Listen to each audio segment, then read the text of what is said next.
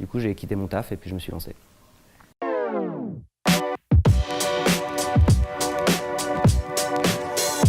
Je suis français, je viens de Paris, j'ai 32 ans. J'aime le PSG, le storytelling et les nouvelles technologies. J'ai cofondé une boîte qui s'appelle Somewhere Else, qui est une agence créative spécialisée dans les technologies immersives, c'est-à-dire la réalité virtuelle et la réalité augmentée.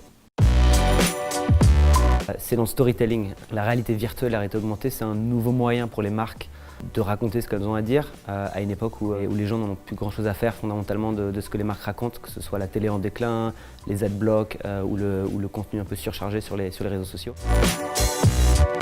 Le premier, c'est en général un ras-le-bol de ce que tu fais à ce moment-là. Et le deuxième, pour moi en l'occurrence, c'était une rencontre avec mon associé d'aujourd'hui, où il m'a montré une expérience où on est projeté dans le tableau Le Café de Nuit de Van Gogh et on vit à l'intérieur du tableau. Et ça m'a rendu complètement fou. C'était pour moi la naissance d'un nouveau médium. C'était comme être là au début du cinéma, c'était extraordinaire. Du coup, j'ai quitté mon taf et puis je me suis lancé. Mon salaire et pas mal de temps aussi. Évidemment, et je pense que j'en ai tous les jours et tous les matins. Je suis 1000 fois plus stressé qu'avant, mais aussi 1000 fois plus excité.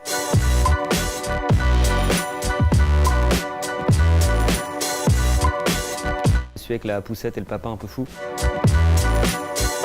Parce que la VR, c'est un peu comme ça aujourd'hui, dans le sens où il y a une énorme hype en 2016 sur les nouveaux produits, mais fondamentalement, c'est encore des prototypes quand on y pense. Mais je pense qu'il faut simplement attendre que la technologie avance sur les une ou deux prochaines générations de casques. Non, ça va être je pense à terme un nouvel écran. Je pense qu'on est simplement dans le cas d'un nouveau média et pas d'un espèce de sauveur qui va tout remplacer.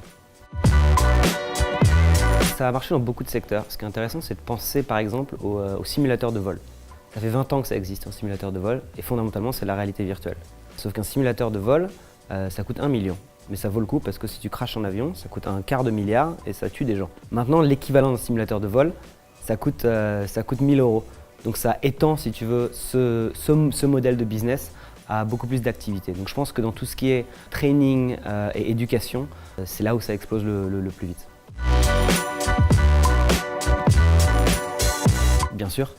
Et j'invite tout le monde à essayer. Et je suis prêt à parier ma main gauche et d'autres parties de mon corps que la réponse à la question sera oui. Impossible à dire. Impossible à dire. Dans les tech immersives.